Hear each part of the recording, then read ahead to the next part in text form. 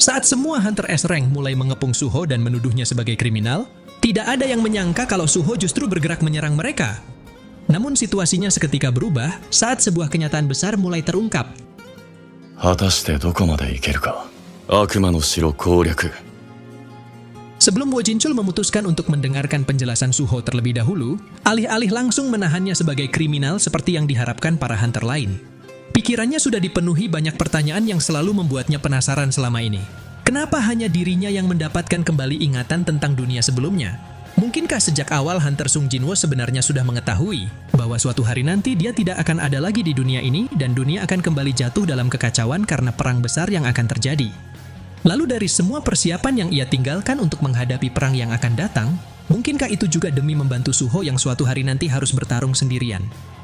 Jadi dengan keyakinan itulah, akhirnya Wo Jinchul membuat keputusan untuk membantu Suho. Tapi terlebih dahulu ia ingin meminta Suho harus membuktikan kalau dirinya memang tidak bersalah.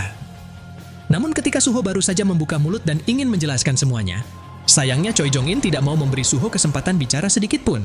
Kemudian ia berkata kepada Wo Jinchul, "Ketua, kurasa ini bukan tempat yang tepat untuk membahas itu dengan seorang kriminal.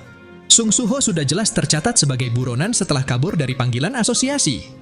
Bahkan jika alasannya adalah untuk menyelamatkan orang-orang, dia tetap harus bertanggung jawab. Dia bukan hanya menipu asosiasi dengan pendaftaran rank palsu, tapi dia juga selalu bergabung dengan raid yang kasusnya berkaitan dengan Stardust, dan ada bukti yang merujuk padanya soal pembunuhan Lee Min Sung." Mendengar hal itu, Wo Jinchul hanya bisa diam menelan ludahnya. Karena sejak awal ia sudah menduga kendala terbesarnya di sini adalah Choi Jong-in, yang pasti akan menentangnya jika dirinya membuat keputusan yang salah. Terlebih lagi karena Lim Tae-ju juga membenarkan perkataan Choi Jong-in soal status kriminal Suho yang sudah jelas, jadi apapun situasinya mereka harus menahan Suho lebih dulu. Sebagai ketua asosiasi Hunter, Wo Jinchul sendiri sebenarnya juga berpikir bahwa itu adalah keputusan yang tepat. Tapi karena di hatinya juga ada keyakinan bahwa Suho mungkin punya alasan untuk bersikap seperti ini, maka tidak peduli jika dirinya akan kehilangan semua kepercayaan para hunter. Wo Jinchul bertekad ia harus tetap di pihak Suho, lalu dengan tegas ia berkata, mengingat Sung Suho adalah hunter pertama yang tiba di lokasi dan menyelamatkan orang-orang. Tentu berlebihan jika kita menahannya, tanpa memberinya kesempatan untuk menjelaskan terlebih dahulu. Mendengar hal itu, Choi Jong-in sontak langsung menyipitkan matanya sembari berpikir, sebenarnya ada apa dengan ketua Wo Jinchul? Selama mengenal Wo Jinchul, ia tidak pernah melihatnya membuat keputusan yang salah seperti ini. Padahal di sini ada Hunter Lim Tae-ju yang tidak akan ragu untuk bertarung. Tapi kenapa dia tetap melindungi Suho, bahkan jika itu berarti dia akan bersiteru dengan Guild Reaper? Hingga sampailah ketika Suho tiba-tiba melepaskan energi kegelapan yang membuat perhatian semua Hunter tertuju padanya. Di sini Suho langsung meminta mereka untuk tidak perlu bertarung satu sama lain. Karena ia akan membuktikan ketidakbersalahannya dengan caranya sendiri yang mungkin agak sedikit ekstrim. Namun bukannya menenangkan situasi, tindakan Suho itu justru membuat suasananya jadi semakin mencekam dan meledakkan amarah Lim Tae-ju. Dan di saat itu juga, Lim Tae-ju langsung melepaskan tembakan panas sihirnya yang mengarah tepat ke bahu kanan Suho. Baek Yun-ho yang panik melihat kejadian itu, sontak ia langsung meneriaki nama Suho dengan penuh kekhawatiran. Tapi tanpa mempedulikan luka yang diterimanya, Suho tetap berdiri tegak sambil meluncurkan sesuatu dari bayangannya yang menusuk tubuh Lim Tae-ju, hingga membuat mata Lim Tae-ju langsung terbelalak.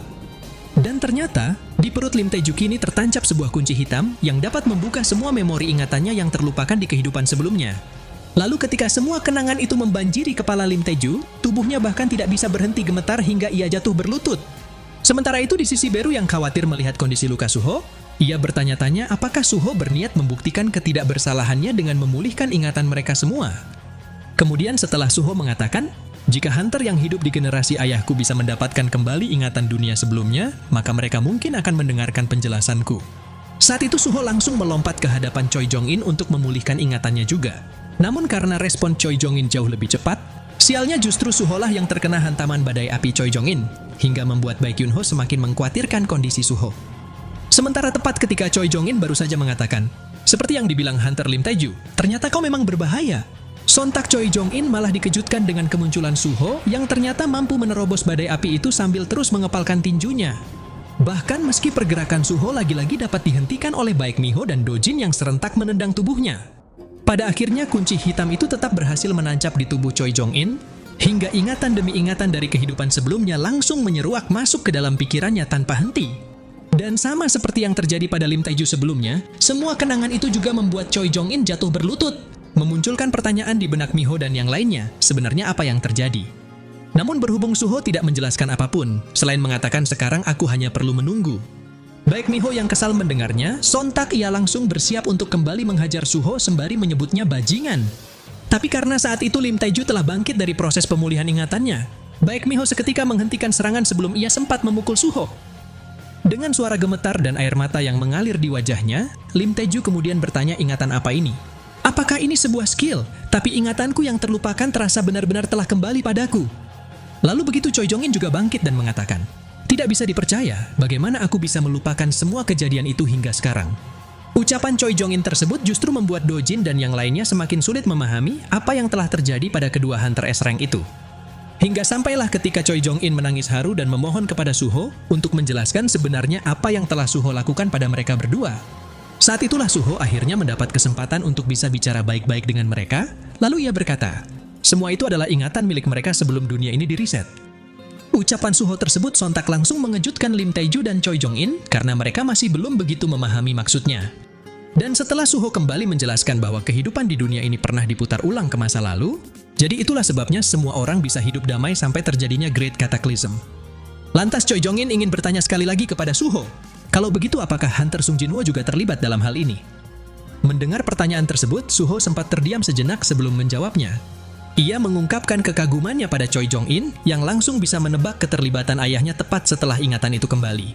Tapi secara tidak langsung, Suho juga telah membongkar identitasnya sendiri sebagai anak Sung Jinwoo di hadapan Dojin saat ia melanjutkan perkataannya. Suho mengatakan ia sendiri juga tidak tahu apapun soal ayahnya sebagai seorang hunter. Ia hanya tahu bahwa ayahnya selalu melakukan semuanya sendiri. Bahkan sampai saat ini, ayahnya masih bertarung sendirian melawan para penyusup dari dunia lain.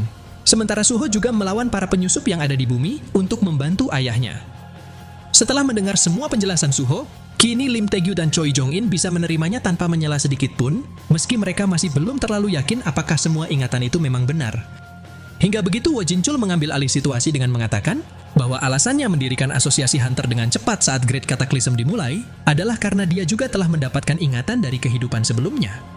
Jadi untuk saat ini, sebaiknya mereka dengarkan saja dulu apa yang akan Suho katakan. Disinilah Suho mulai membicarakan hal yang lebih serius dengan para Hunter yang telah mendapatkan kembali ingatan mereka tentang invasi makhluk luar yang disebut Itarim dan utusannya yang menyusup ke bumi, serta obat Awakening Stardust yang disebarkan oleh utusan Itarim tersebut. Semakin lama penjelasan itu berlanjut, para Hunter yang mendengarnya terus dikejutkan sejumlah fakta yang baru mereka ketahui. Mereka tak menyangka kalau hampir semua insiden yang terjadi sampai sejauh ini disebabkan oleh utusan Itarim, bahkan termasuk kematian Lee Min-sung. Kemudian saat Suho ditanyai oleh Wo Jinchul kenapa tidak memberitahukan hal ini kepada mereka lebih awal.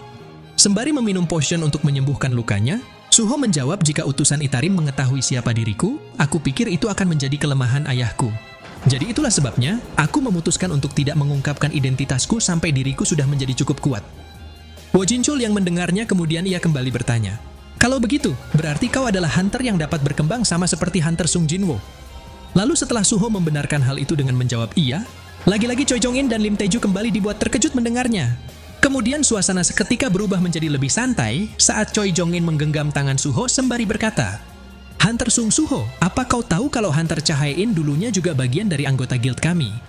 Suho yang baru mengetahui kalau ibunya dulu juga seorang hunter, matanya langsung berbinar penuh rasa bangga. Sementara Lim Taeju yang berada di belakangnya terlihat menutupi wajahnya dengan topi, lalu ia langsung berbalik badan karena merasa bersalah sudah menuduh Suho tanpa tahu kebenarannya. Dan di sisi Dojin yang terus memperhatikan semuanya dalam diam, ia benar-benar tidak menyangka kalau Suho akan membuat pergerakan yang sangat berani untuk mengungkapkan siapa dirinya tanpa tahu identitas Dojin yang sebenarnya. Di dalam benaknya Dojin bergumam, apa dia pikir perkembangannya akan melebihi diriku? Sung Suho, dia sangat berani dan tidak terhentikan ketika memutuskan sesuatu. Dia akan menjadi penentu di perang besar nanti. Kami tidak bisa membiarkan dia berbuat seenaknya. Bagaimanapun pecahan kekuatan Tiel berikutnya harus segera tiba di dunia ini. Singkat cerita setelah kesalahpahaman terhadap Suho terselesaikan, kini Baekhyunho bisa bernafas lega karena Suho telah bebas dari status buronnya. Tapi meski begitu, ia sendiri masih tidak paham tentang apa yang terjadi di sini. Lalu begitu Suho mengatakan, tentu saja siapapun pasti akan bingung jika tidak tahu situasinya. Jadi haruskah kita periksa juga ingatan hunter lain yang ada di sini? Ucapan Suho itu sontak membuat Dojin langsung menegang dalam kepanikan. Karena jika ingatannya juga diperiksa, identitasnya sebagai utusan Itarim pasti akan terbongkar. Saat mengetahui bahwa Suho bisa mengembalikan ingatan dari kehidupan sebelumnya dengan kunci hitam tersebut, Baekhyunho langsung tertarik untuk memulihkan ingatannya juga. Bahkan ia tidak mempedulikan Baekmiho yang mencoba menghentikannya karena takut ini akan berbahaya. Jadi setelah Baekhyunho memberikan kepercayaan penuh pada Suho untuk mulai melakukannya, seketika aura bayangan hitam langsung keluar dari tanah mengelilingi tubuh mereka. Dan sesaat kemudian, tubuh Baekhyunho mulai gemetar tidak sanggup menahan gelombang ingatan masa lalunya yang telah kembali. Lalu sembari mengusap air mata yang terus mengalir di wajahnya, Baekhyunho mengatakan ini benar-benar aneh. Ingatan yang terlupakan mendadak terasa hangat seperti ini. Sementara itu ketika Baekmiho memutuskan untuk mencoba mengembalikan ingatannya juga, di sisi lain Dojin justru menganggap situasi ini jadi semakin merepotkan. Ia tidak pernah tahu kalau dunia ini telah diriset. Sebagai orang yang tidak pantas untuk berada di dunia ini, Dojin pikir kunci hitam itu mungkin takkan berpengaruh padanya. Tapi jika hal yang ditakutkannya itu sampai terjadi, dan para hunter pasti akan mencurigainya, maka Dojin berencana akan menggunakan seluruh pengikutnya yang ada di bumi dan langsung memulai perang, meskipun kekuatannya saat ini masih belum cukup untuk menghadapi mereka. Namun di tengah kepanikan tersebut, tiba-tiba Miho mengungkapkan tidak ada ingatan apapun yang terlintas di pikirannya, di mana itu adalah suatu petunjuk yang cukup melegakan bagi Dojin untuk tetap merahasiakan identitasnya. Saat mengetahui kunci itu tidak berpengaruh pada Baekmiho, Beru langsung muncul untuk menjawab kebingungan Suho dengan berkata, "Monark muda, mungkin beberapa orang seperti wanita ini memang tidak memiliki ingatan dunia sebelumnya untuk dipulihkan kembali. Dunia sebelumnya merujuk pada 20 tahun yang lalu dari garis waktu saat ini, ketika energi sihir masih ada. Jadi jika Anda terlahir setelah dunia diriset, maka tidak aneh jika ada beberapa perbedaan antara kedua dunia. Dengan kata lain, kemungkinan wanita ini juga tidak terlahir di dunia sebelumnya." Setelah mendengar penjelasan Beru, Suho kemudian mencoba memeriksa ingatan Dojin untuk memastikannya sekali lagi. Namun ternyata Dojin juga tidak ingat apa-apa. Hingga hal itu pun semakin menjelaskan bahwa kunci hitam tersebut hanya berpengaruh pada orang yang pernah hidup di dunia sebelumnya saja. Tak lama kemudian Wo Jinchul perlahan berjalan mendekati Suho sembari berkata, "Bukankah ini sungguh mengesankan? Ini adalah kedamaian yang dipilih oleh Hunter Sung Jinwo. Banyak orang yang tidak pernah terlahir di dunia sebelumnya, tapi sekarang mereka ada di sini menjalani hidup dengan damai." Mendengar hal itu, Suho langsung teringat dengan ayahnya yang sedang bertarung sendirian demi melindungi kedamaian di dunia ini. Jadi karena itulah, Suho ingin meminta semuanya meminjamkan kekuatan mereka untuk menghadapi invasi Itarim dan para utusannya. Suho mengatakan, saat ini ia memiliki 3 tujuan yang harus segera dicapai sebelum perang besar dimulai. Pertama, dia harus bertambah kuat agar bisa bertarung di sisi ayahnya. Kedua, dia harus mengumpulkan dan menyatukan kekuatan seluruh hunter yang ada di dunia ini untuk melawan Itarim. Lalu tujuan yang ketiga adalah menghabisi utusan Itarim yang menyusup ke dunia ini. Hingga setelah ia mencapai semua tujuan itu, maka Suho pun berniat untuk pergi membantu ayahnya yang sedang bertarung sendirian. Di keesokan harinya, media pemberitaan telah menyiarkan bahwa kepanikan nasional karena tahanan kabur dari penjara Jisan telah mereda. Sampai saat ini, hanya ada 1% tahanan yang masih belum diketahui keberadaannya. Penanganan cepat ini berhasil dilakukan berkat respon cepat dari Asosiasi Hunter dan berkat kemunculan makhluk Black Humanoid yang membantu menghentikan kekacauan menjadi lebih buruk. Berdasarkan informasi yang didapatkan, telah dipastikan bahwa makhluk Black Humanoid tersebut merupakan skill dari seorang Hunter rank E yang bernama Sung Suho. Dia tiba di lokasi kejadian lebih cepat dibanding siapapun untuk membantu warga. Dan Hunter Sung Suho dilaporkan telah mengalami reawakening di momen kritis. Dengan mengorbankan dirinya sendiri demi melindungi orang lain, Hunter Sung Suho menggunakan kekuatan baru ini dengan tepat dan menjadi pahlawan yang menyelamatkan banyak orang. Sementara itu, tepat ketika berita tentang sosok pahlawan yang terlahir di tengah kekacauan tersebut masih berlangsung dan menggemparkan seluruh penjuru Korea. Di lain sisi terlihat seorang pria bertubuh kekar yang sedang duduk sendirian. Dia adalah seorang Awakener S-Rank sekaligus kriminal yang bernama Hwang Dong-su, dan ekspresinya dipenuhi kebencian saat mendengar nama Sung Suho.